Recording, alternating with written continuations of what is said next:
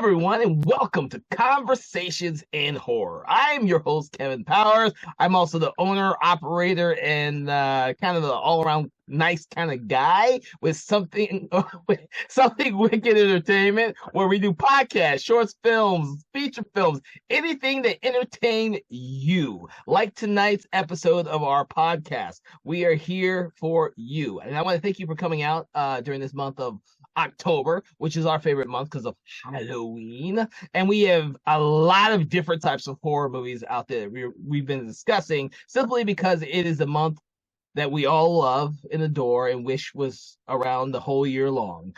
But tonight, we're going to be doing a film that's actually an action horror film, which we have not done much of, if at all, on the show. So it's always great to bring in those type of films because those are part of our genre, and we need to appreciate those just as much as we appreciate everything else. So tonight, horror fans, Halloween lovers, we are going to discuss the all-American Predator with Arnold Schwarzenegger, among many other great actors, just beating the shit out of each other in the jungles and getting their asses killed. So, with me today, I'll discuss the amazing movie Predator, is Ryan Panozzo and Sarah Panozzo. They're back. We're so glad to have them back to discuss yet another great movie. Because this is a very special episode for these two, I'm going to let them start it off by telling us a little bit about. And we already know you've all seen Predator. Everybody's seen Predator. So we're not going to go into all the details of the movie itself because everybody has seen Predator. And if you have not, what rock have you been hiding under? So, Sarah and Ryan, tell us all a little bit about what makes Predator such a great movie for you. Or if you don't like it, why it doesn't. Sweetheart. Predator was never one of my favorite movies. I remember seeing it as a young kid, and I was never a huge action fan. Like, I love action comedies nowadays, but mostly it's like the Edgar Wright action comedies. But I remember seeing the second one especially, and for years, me and my siblings would just go up to each other and go, "What's up, Candy?" Just over and over and over again, because that was the greatest part of the entire movie.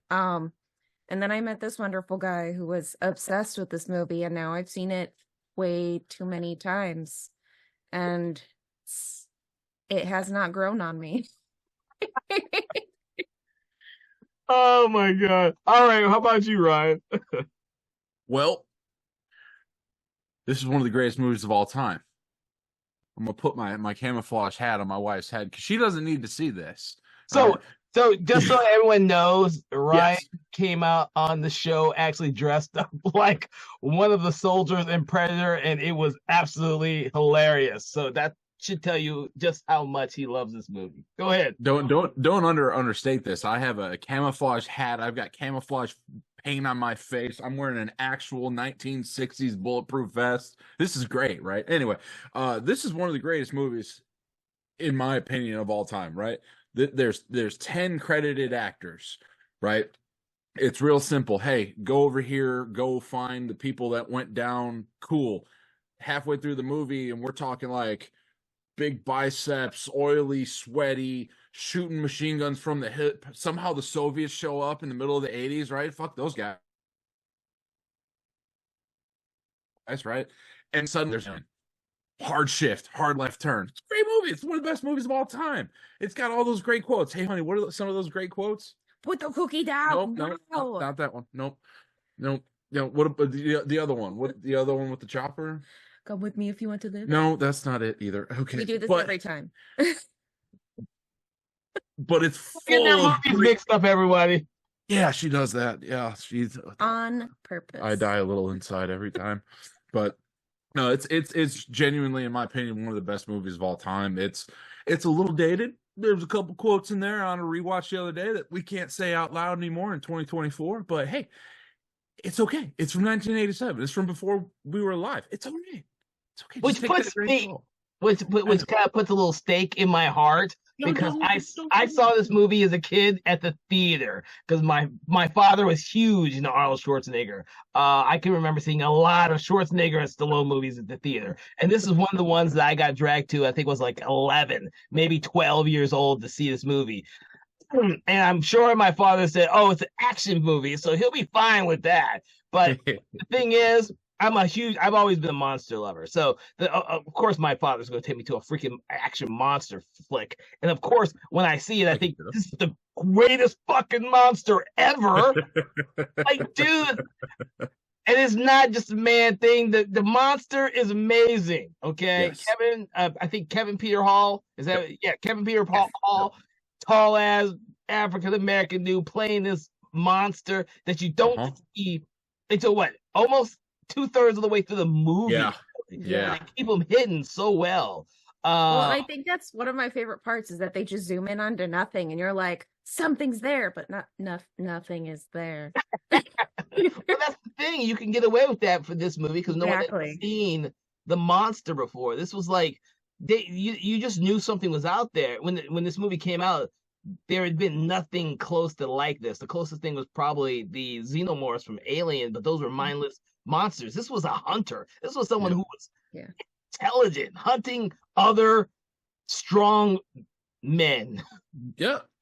That's why it's mostly men, because women would be like, "Oh, he only attacks people who have weapons." Well, let's not pick up any weapons.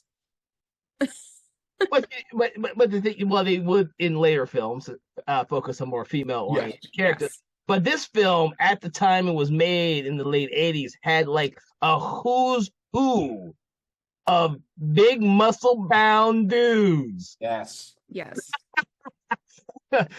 You know, I mean, Carl Weathers, you had Bill Duke, you had Arnold Schwarzenegger, and of course, what was it? Shane West was in it, and he was one of the writers. Yeah, okay. Yep. The geeky one, the only geeky one in the whole movie, is one of the writers. But the thing is, when I got older and I seen this movie a billion times, and the second one had come out, and I was always waiting for that third one for the longest fucking time. This movie has got me into knowing who John McTiernan is, because after he would go off to do Medicine Man, which is one of my all-time favorite freaking movies of all time, and of course Die Hard. Dude, the dude was like the action king. What did he do? Is one of his earliest movies a freaking monster movie? And and unlike what you might think, I still think Predator holds up pretty damn well. Because when I saw it at the theater a couple years ago in 3D, it still was freaking awesome. Yes, I did go see it when they re-released it in 3D. It was awesome. I loved watching this stuff. I saw Jurassic Park. Yeah, a couple years ago, they did an upgrade for the 4K in 3D, and they released it in theater, just like they did with Jurassic Park. They did that in 3D, and they did a whole bunch of other ones. 3D was the fave, right? Yeah. They were upgrading everything. Yeah. Did you know? No. Why did you? Okay. She probably purposely didn't tell you. Very un-American of you, honey. That's a date night she wasn't looking forward to. No. I do gotta say though, like the monster design for these, I mean, Stan Winston. The Predator itself is, once it takes off the mask, especially, like it is one of the greater monster designs. I gotta say, like, I know it was nominated for an Academy Award for visual effects, and it's cool looking at how they did it, but at the same time I'm like, this looks like a cheesy 70s 80s video effect. It doesn't look like anything groundbreaking. Did it look like one ugly motherfucker, honey? No. No. Okay. Shit. Well, yeah. So I have to ask, well, Panozzo, what Sarah? I'm so used to just calling her. Two of us. Yeah. Two of you now. Sarah, so what about this movie do you not like? Because I would love. I know it's got a bunch of muscle-bound men getting their asses kicked by a monster, but what is it that you don't like about this movie? It's the whole muscle-bound men thing. Growing up, I think I only knew Arnold Schwarzenegger from Jingle All the Way and Batman and Robin. Yeah. And that's never really changed. So he has never really been one of my favorite actors. And like I said, I'm not big onto like the action movies. So like all of those like Rambo, this, Rocky, and anything with all the bodybuilders essentially who became action stars. It's like the whole like all the wrestlers now who are becoming actors. And I'm like, okay, it's cool for like the first time, and then I don't really care about seeing you anymore. Because there's only so far you can get. I would have said that in the 80s with most wrestlers, as people will know from Roddy Piper and Hulk Hogan, who should have probably both never done much of anything. But wrestlers nowadays, you wouldn't have John Cena or Dwayne Johnson, who actually decided to both take acting classes. Because I hate to tell you this, but if you want to look at a mindless action flick that's really dumb, look at The Marine with John Cena. I can't even stand that freaking movie. I kind of liked it. Of course you did. Yeah. It's entertaining. You gotta switch off that serious side. It's entertaining. Robert Patrick is the only one who looks like he was having fun in that freaking movie. He's like, I'm in a stupid action movie. I'm just gonna be a bad villain because I'm a bad villain. But in this movie, you don't have that. You have this camaraderie between all the soldiers, except for when Schwarzenegger realizes the reality of his friend Carl Weathers. I don't even think I could tell you the actual characters' names in this movie. I'm just gonna call them by their all real names because that's how Dylan, I got you. I'm here. That was you're talking about when Major Dutch Schaefer found out his old buddy Dylan set him up and betrayed him. Yeah, I got you. Yeah. And you know the characters' names. As many times as I've seen this, because I saw it when growing up, I just know him by the actor. Carl Weathers, I saw everything he was in. Arnold Schwarzenegger was the man, and I got to know some of the other ones through the years because they just appeared in the same bloody movies over and over again. That's fair. Right. Sarah, because I'm not gonna call you Panozzo. You brought up a good point that the monster design is actually really holds up well, and even though they keep redoing the damn Predator look in each new movie, I don't think there have been an iconic looking Predator until they did the recent Prey movie. Yes. That is very distinct from all the other ones. Yes, and I actually really loved Prey. That one was really well done. That was pretty good. I really loved the like whole time period aspect of it because it did make it different and interesting. Like you see the same character. It's not like Jason frozen in space who comes back however many years later to do whatever, but you actually see these villains in different time periods, which you can't really say for many other franchises. Well, I always kept saying they should have done that a long time ago, since comic books have been doing that with the Predator franchise for freaking decades now. Although I'm not sure if Ryan, you've ever read any of the Predator comic books. No, I didn't. No, reading's not my specialty. Even picture books. He doesn't read. He should take a page out of you and your reading and read the Predator comic books because they're actually really good, especially the earlier ones. But the thing is, for me, when I saw it as a kid, I just loved the monster aspects of it, and I happened to know who the actors were before I saw it.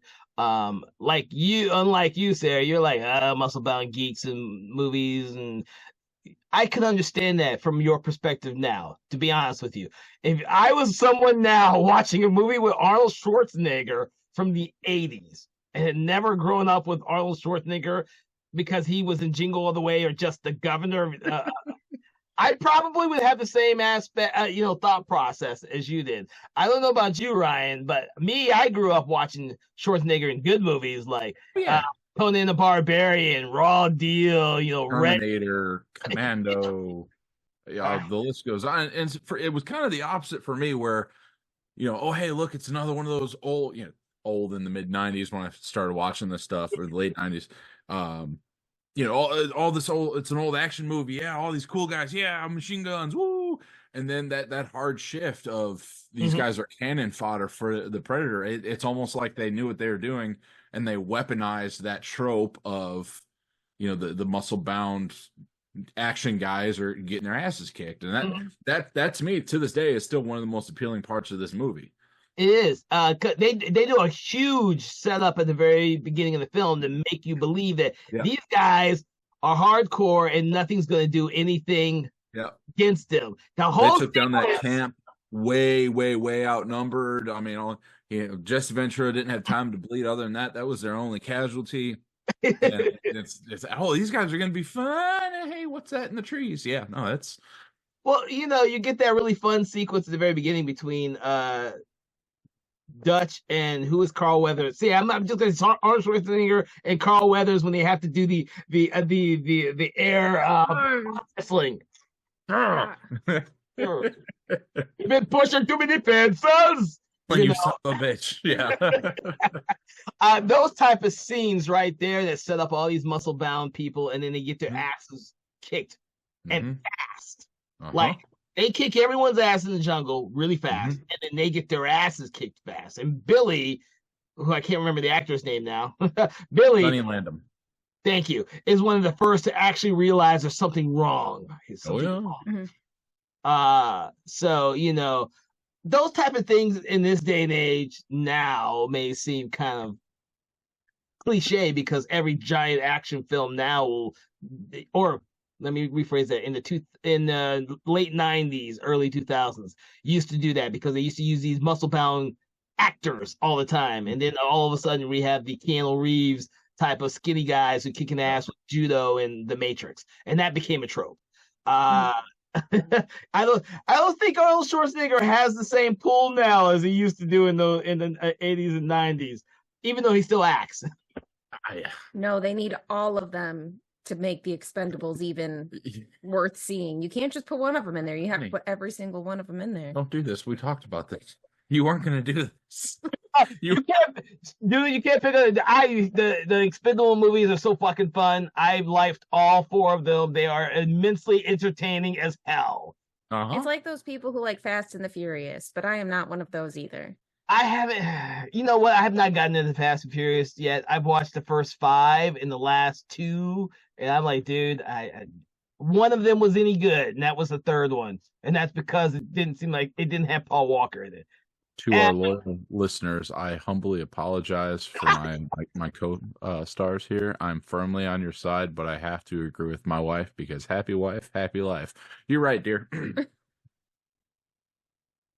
I do believe that there is a place in the horror genre for action films, and some of the great horror films, the most entertaining one, have action in it. Yeah. Even though this is a cult film now, there's lots of movies that people don't, I love the movie Split Second, which most people don't actually have even fucking remember. Rutger Hauer is a cop in London facing off against this alien creature, and it's an action comedy. Okay. A monster in it. Split Second, but you also have stuff like, I had a whole list of them in my brain when I was thinking this out of the action horror films. You got Deep Rising. I love that. That is just so super much camp, fun. Awesome. Yeah.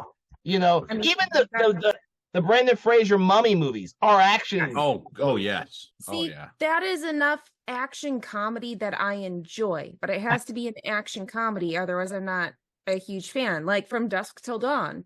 I would say that's an action horror. Yes, it is. And then you get to the end of the movie, and I just laugh the entire time whenever I make people go in blind with it because they don't know what to expect. I think audiences now for something like From Dusk Till Dawn or something like this, because there's such a hard shift from the first half to the second. When I saw both of these at the theater as a kid, so From Dusk Till Dawn, I knew there was going to be a shift. But modern audiences now don't realize that there's a shift if they don't know, if they don't have a background from Dusk Till Dawn. I always knew that because that's how they advertised it. They advertised it that way when I saw it in the theater. It's like Quentin Tarantino, Robert Rodriguez, From Dusk Till Dawn. And I'm like, this is gonna be great. And the thing is, I love action horror films. I just don't think that they get enough credit anymore. I think that they either worked with a main star, which is what the Predator films did, or they work with an ensemble, which is what was it Predators or the Predator who had the ensemble of actors? I think it was the Predators. Predators. Yeah. Predator. Yeah. I think. Oh wait. The Predators is when they were on the other planet. Yes, Yeah, and the planet. Predator is the one I was thinking of when they had the bunch of criminals and everyone else trying to do that. I don't remember that movie. I hated that movie. It was terrible. I love Predators though. I love the concept of Predators. Predators was good. Yeah. And that's the thing about these. I think, with the exception of Prey, I think they all retained an action vibe to them. Even Prey a little bit, but Yeah. Prey is kind of like I guess you'd call it the smaller version of this, and it has a female lead character who's not fighting with machine guns. I think it has a different feeling to it. Yeah. That's probably why you like it so much. The action horror is hard to do though, because look at Resident Evil, the video games Resident Evil. Yes. So the first one was our introduction to it, and it was scary. Fast forward to, let's say, Resident Evil 6, and it wasn't that scary anymore because it was so actionized that it's like, oh, gee, oh, here comes another zombie. Oh, good thing I got, 4 full magazines for my assault rifle. Whee! Right? It's action horror. It's a very delicate balance between, being genuinely scared, but not hopeless. Mm-hmm. And Predator really, I mean, they were one of the first ones to do it, where it was the Predator was scary. Yeah, it's mowing through these guys one after another. It's not like Alien, nothing against the crew of the Nostromo, but these were space truckers, right? They didn't have a chance in hell against a xenomorph. But action. What's another good action horror? Dog Soldiers. Dog Soldiers. Yep. The previous one. Yeah, I was on. That one's one of my favorite movies of all time, and I really adore that one because I don't know. For an action horror, I feel like it's a lot more on the horror aspect and less of the action. But it could also just be the difference of fighting werewolves versus fighting aliens. Yeah. Oh, man, because Dog Soldiers has Predator themes to it. Yeah. The Underworld movies too. Underworld, yeah. I had forgotten all about those. There are like 6 of those movies, and I can't believe I completely drew a blank on them. I can't even remember anymore. I just know 14-year-old me didn't forget Kate Beckinsale and head to toe leather. No, that's what drew me to the first 2 or 3. After number 6 is kind of like, whoa, what the hell? And that's that's what the Predator movies were. I love Predator 2, Predators. I didn't like the Predator. The Aliens vs. Predator movies are entertaining. The first one is. The second one has aged horribly. Has it? Yeah, it's aged horribly. I rewatched it. I was like, good God, I used to like this movie. This movie's horrible. The Prey, I think, was good. It was a really good a reboot, and I hate to use that term. I'm so glad that it didn't go back to the original film for inspiration for a story. They just did a different story. Yes. I don't think it'd be good to go back to what Predator was. It was a product of its time. It's great to have that. It's great to see Arnold Schwarzenegger young and kicking ass and taking names. Oh yeah. But to be honest with you, you'd have to see The Rock fighting a bunch of predators out there, and that just seems really hokey to me. I was thinking about if they did that today, who would be the crew? Right? Who would be the team of soldiers? It would be everyone I mentioned earlier. It would be The Rock. It would be John Cena. It would be Cruz. Yeah, it would be the Expendables with an alien. Expendable, yeah. It would have to be Statham in there to kind of do some karate judo shit with a predator. Chris Pratt would be in on that. He'd be the funny one. Yeah, he'd be like Hawkins. Yep.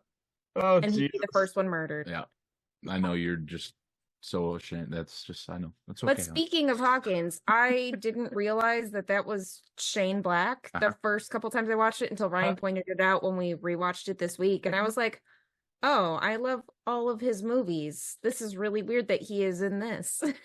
That's where you gotta start from. Yeah, no, because they brought him in to doctor the script, and then he was like, well, actually, you hired me as an actor, so I'm not writing anything, and that's why he was killed first. Huh. Yeah, yeah.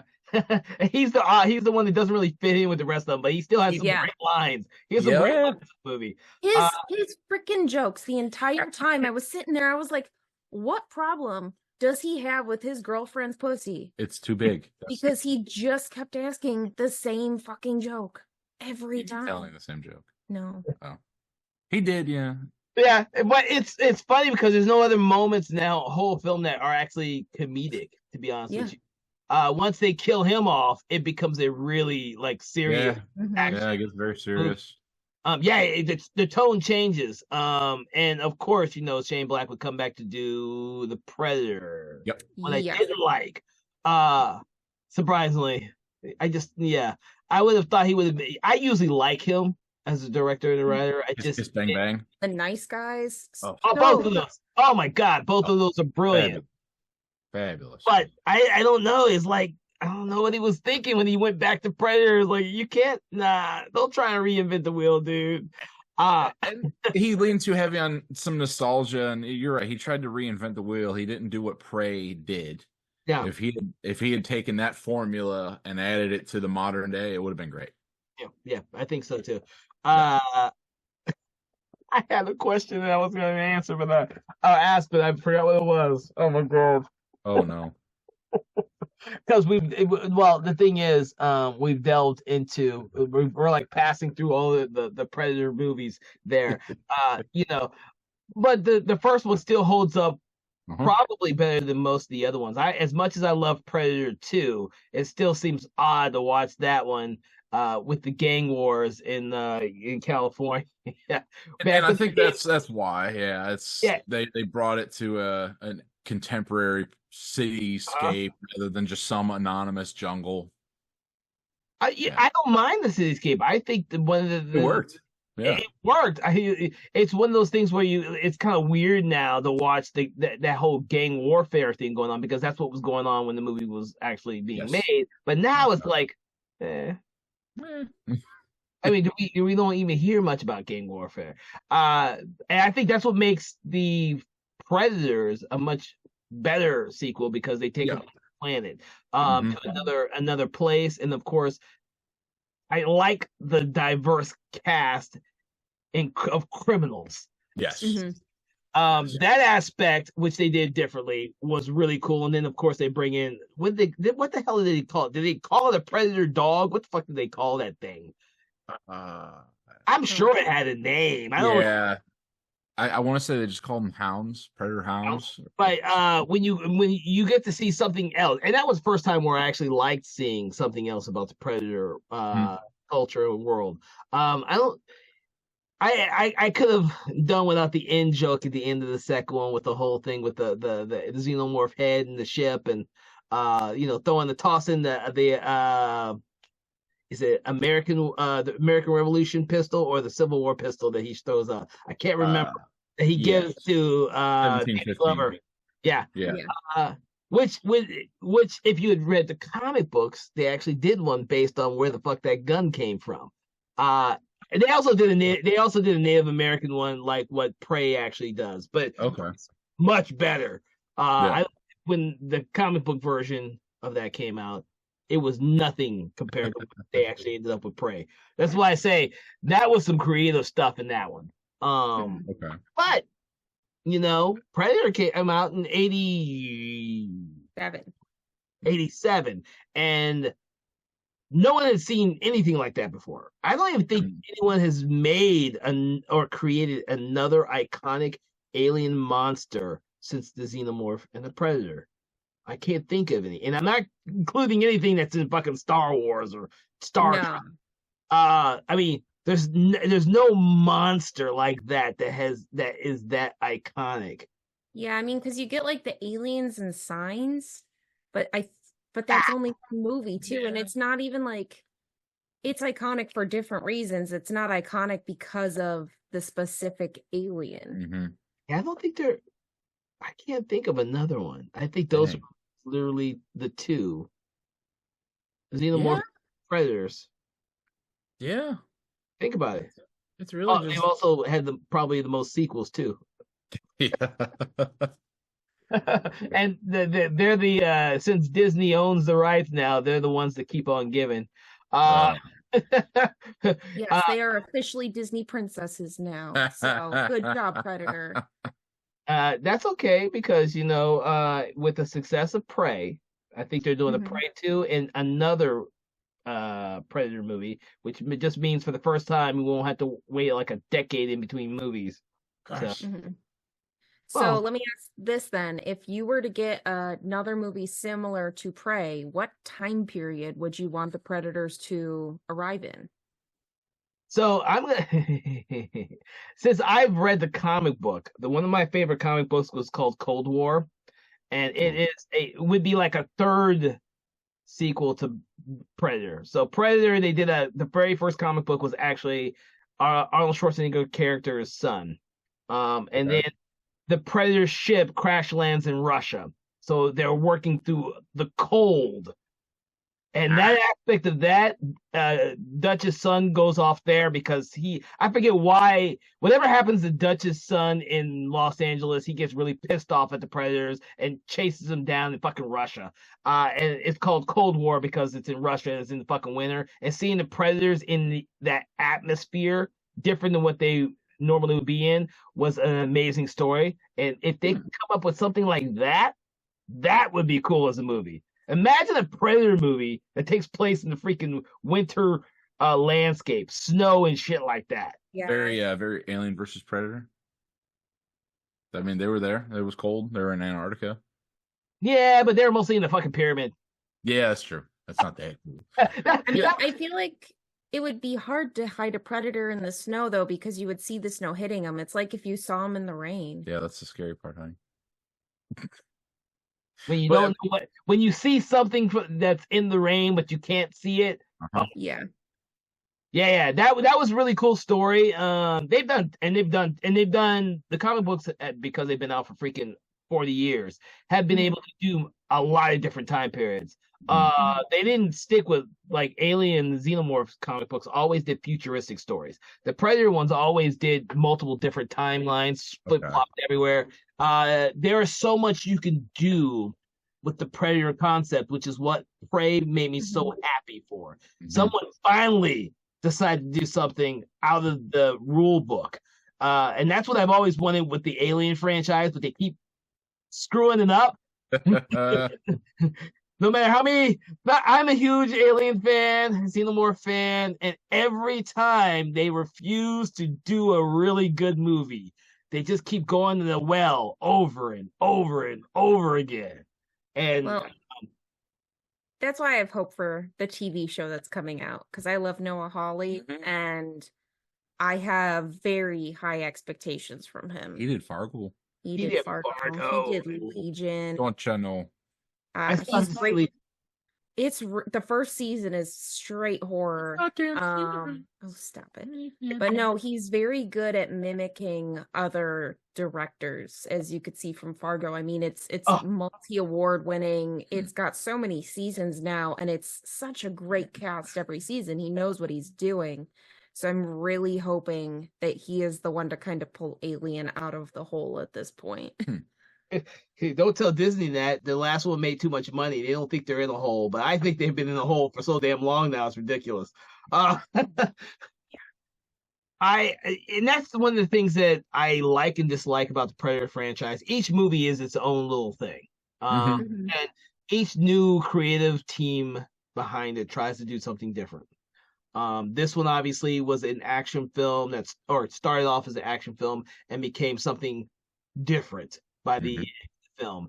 The rest of the films kind of stick to that for the most part. The second movie is an action film with the Predators. The Predators is definitely an action film. Predator is definitely an action film.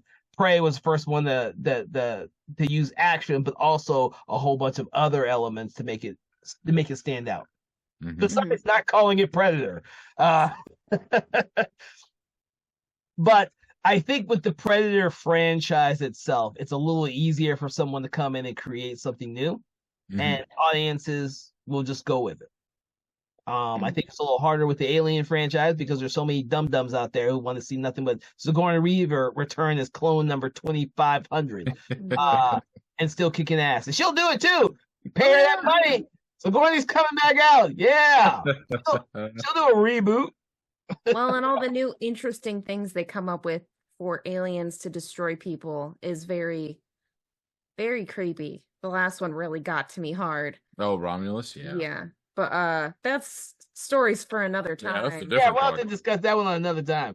But no, like the horror in this, like, I think the scariest part is one, you can't see him. Two, the fact that he can mimic people's voices. There was one of the scenes that I stopped the movie and I was like, Ryan, this would have been so much smarter if he would have like done the over here. And then, it was when he finds So it's when Carl Weathers and Bill Duke team up. They went running off after the Predator. They were like, "Hey, let's split up." And it was halfway through that, Bill Duke gets headshotted. Okay, he's dead. And Sarah had a really good point. I'm good. I was like, because he kept saying he just did the whole over here thing, and you're like, oh God, it's the Predator mimicking him, but it's actually Duke saying it, and it's like, okay, well, Carl Weathers doesn't know that Duke is dead, and it's like it would have been so much better and more horrific, because I think that's another part of why I don't like it, is I don't really see it as horror. It's just an action movie with an alien to me. There's a lot of gruesomeness, but that's beyond the point. But like if he heard the over here again, thinking he was going to a safe hiding place, and then find Duke's destroyed body, and that's when he brings out the hardcore laugh that the guy recorded earlier. And I was like, that would have been a very terrifying moment, thinking that you're going over to find your friend and then realizing, oh, it can mimic people. Because I mean, we get that same thing with like, what is it, like Wendigos, or like you think there's a woman screaming in the woods and it's a cougar. Wendigo. So I think it could have been a lot more horrific with some of the stuff, but they played it kind of safe. Yeah, but did you see the explosions in the big shootout scene? Yes. Keep in mind that when this came out, Arnold Schwarzenegger was at the top of his apex. Okay, yes. And the thing is, people wanted to see Arnold Schwarzenegger actually do a movie where he might actually get his ass whooped or he might die. The poster for Predator is so iconic because it's Arnold Schwarzenegger in the targets of the Predator. When the trailer came out, you didn't see the Predator. You saw the aftermath. They showed the skeleton that he skinned. They showed that. So when you watch the trailer, these type of things are up there and you're like, what the hell is this? I guarantee you that's one reason why my father made sure we saw this one at the theater as opposed to some of Schwarzenegger's other movies, because Schwarzenegger was probably doing a movie a year for a long time back then. And I saw a lot of them at the theater. I didn't see them all, but geez, I saw a lot of Schwarzenegger movies at the theater. I mean, it is a gory movie. I mean, you get the whole scene where he like rips out the dude's spine by like ripping off his head and like uses it as a whip, and it's like, oh, that's awesome. But like I said, it's awesome. It's not scary. Not to you, not to you, because you've been weaned on every scary movie there is. So for you, it's like, I've seen Freddy Krueger kill people worse than that.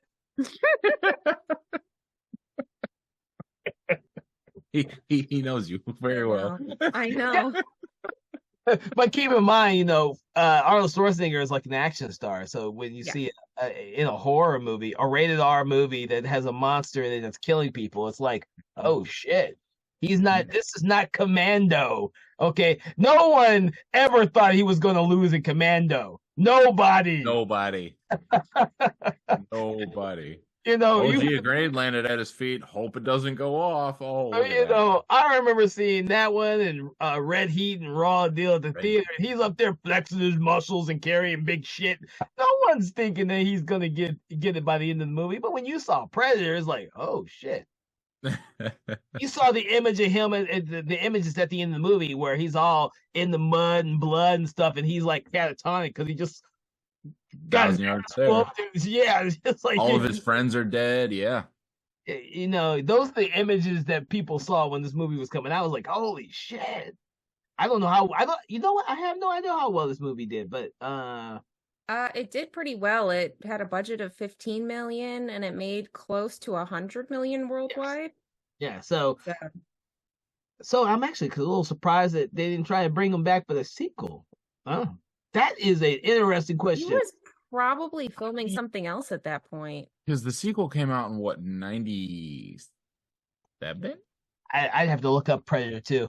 I don't know. I tried to go see that one at the theater when it came out, but by that time, 90. 90. So 3 years later, that came out. Was he Yeah. doing in 90? He was busy being Mr. Freeze. No. No, that was too early. Kindergarten Cop, Total Recall. Oh my God, he was probably trying to change his image from the action star to the kitty star, which is what all the muscle bound people do at some point. They all He have did to a Japanese commercial where he was the noodle man. But then he goes into like Terminator 2, Another Japanese noodle commercial. then a bunch of other like last action heroes. So he goes right back into it. Yeah. So it's not too much different. Had he done a sequel other than Terminator 2? all the Terminators. Yeah. Yeah. No, he's not in Kindergarten Cop 2. Yeah, no. No, he's in Jingle All the Way too, though. There's a Jingle All the Way too. There's a Jingle All the Way too. There is, but he was not in it. Oh, that's still shocking. It was the time of the 90s where they did the direct to video like really bad sequels where you got like 4 Honey I Shrunk the Kids. Who's your daddy? What does he do? Oh my God, you are so right. No, Terminator, I think, is the only one where he was sequels. Wow, I would have thought he had done more sequels. See, and that's why he probably said no to sequel. I mean, the Expendables and all that, but Conan the Destroyer, that was about it. But I know why he did that. He did that because the first one put him on the map as a real actor, so he felt obligated to do that. Because he was supposed to do 5 movies, but they only got around to 2. And Red Sonja, same producers. Yeah. Oh my God! So a sequel would have been awesome. Huh? A sequel would have been awesome with Arnold. That would have been great. So what? The Predator. Oh yeah. There's still time. Yeah, it's called a legacy sequel now. A legacy, yeah. Well, so I had this thought, Kevin, the movie idea you brought up about doing the Cold War and it's Dutch's son.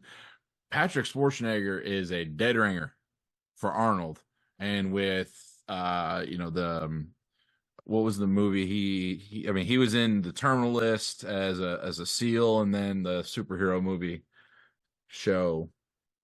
I can't remember. Generation V. Generation V. Yeah. Dude's got some. Yeah, he's got some acting chops, and could. Yeah. Who was he in Gen V? He was the Golden Boy, the main superhero, the top superhero at the school. Oh. Well, shit, it was pretty good then. Okay. Dead winger for his dad. Yeah. I told Panozzo, I told Sarah I had just finally got around to seeing Gen V and the last season of The Boys. Because I'm a little late to watching shows, so I'm a little behind. It's okay. Okay. Sarah had just seen Predator for realsies the other day, so. Oh my God!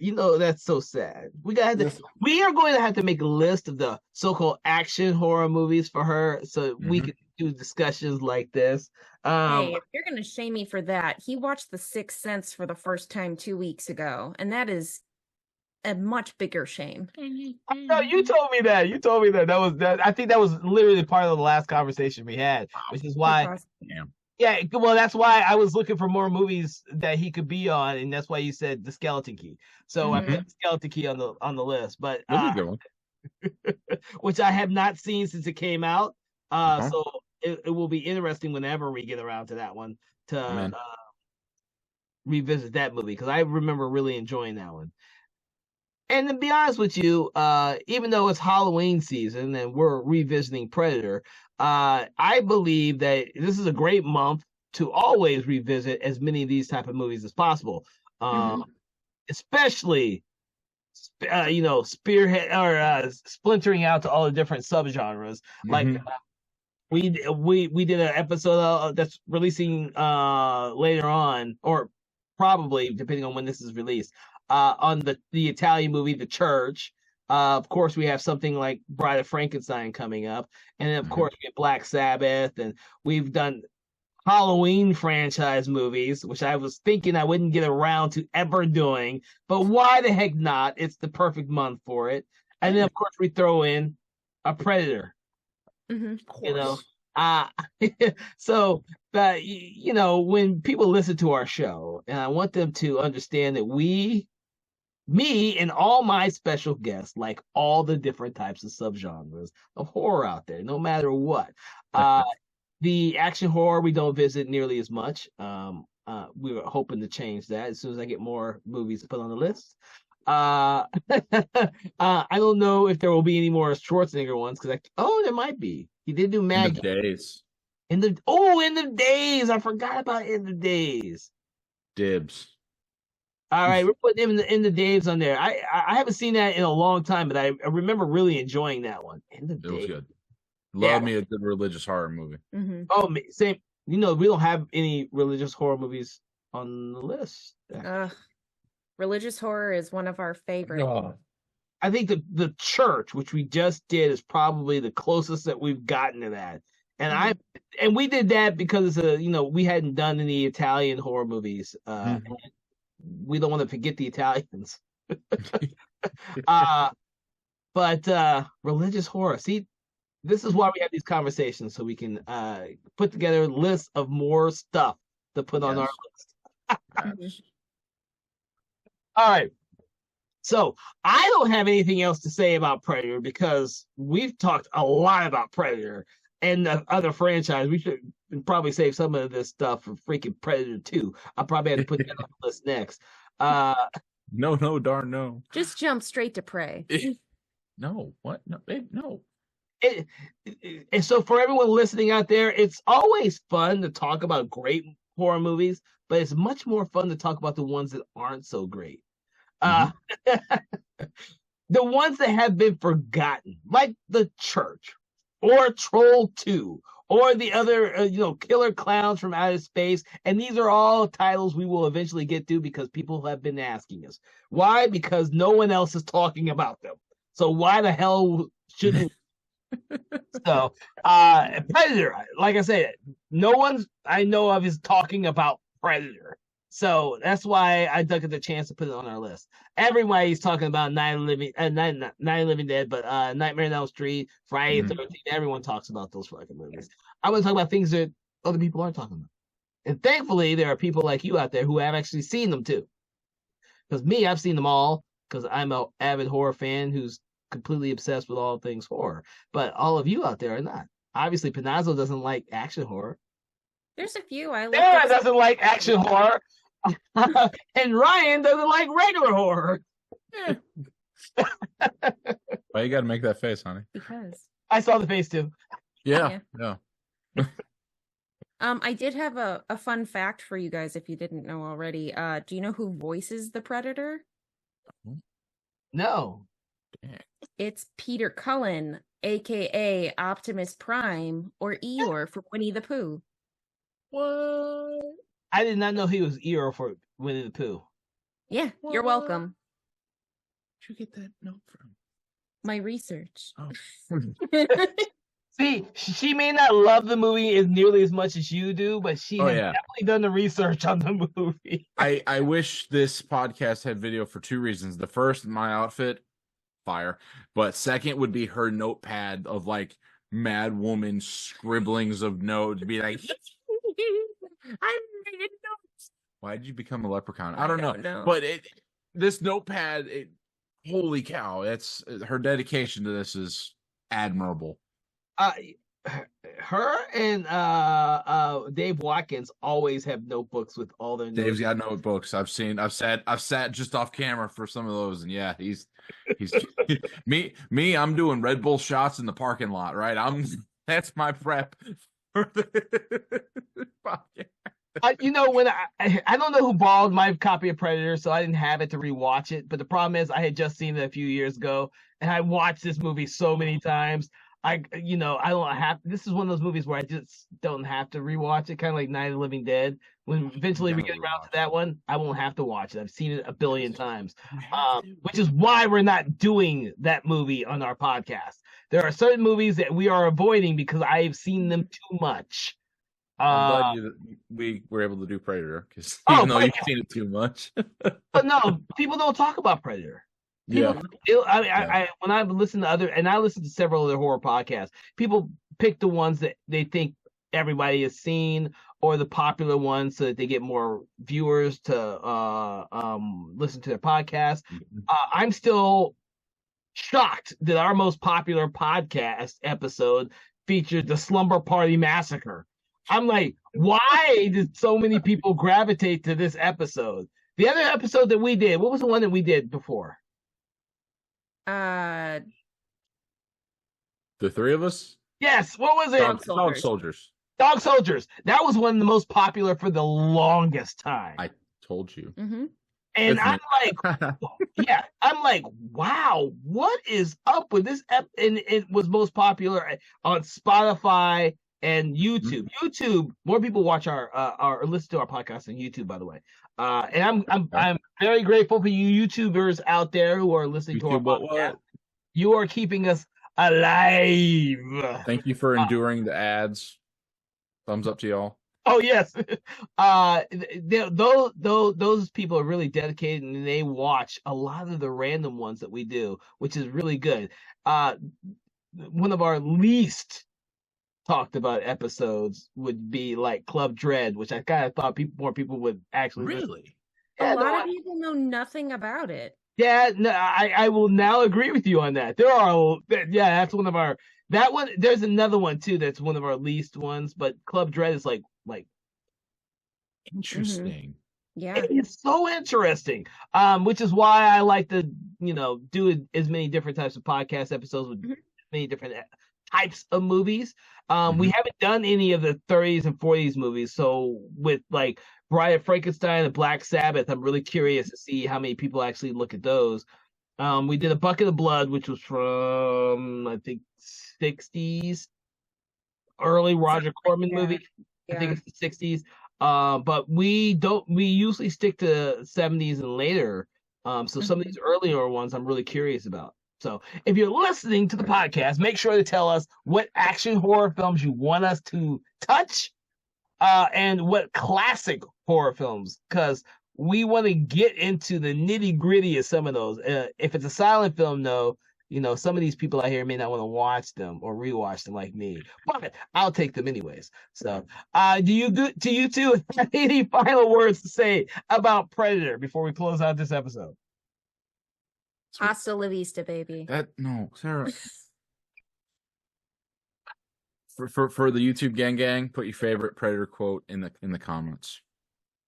And it's not hasta la vista. Please don't humor her. Don't do this to me. Yes, humor me. No. Just keep spamming non-Predator quotes. Because I've tried very hard. I even made a list of ones that I could not say. I'm so proud that I didn't break it at all.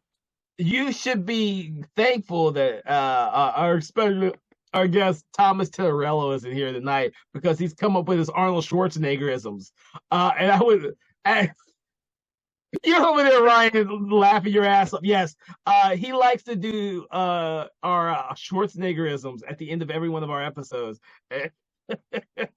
Don't look at me like that. I wasn't going to. So, how about you, Ryan? You got any final words to tell people about Predator? Oh. No. No, it's a great movie. It's one of the like I said, one of my top 5, literally across all genres. Okay. I'm glad that we're still sitting here talking about it. It's a movie that's 36 years old. 37, 38 years old. We're around there. Yeah. Yeah, I was it's 11, up 12 there. when I saw this movie. That's, Jeez. that's Now I'm going to go back and start looking at some of the other movies. I was like, oh, Jesus. Jesus. I was young when I saw this shit. Oh, my God. I think I was 9, so this would have been right at 2000. Yeah, I think that's roughly when I saw it too. Yeah, we were at the Best Buy, and they were playing it on the Best Buy.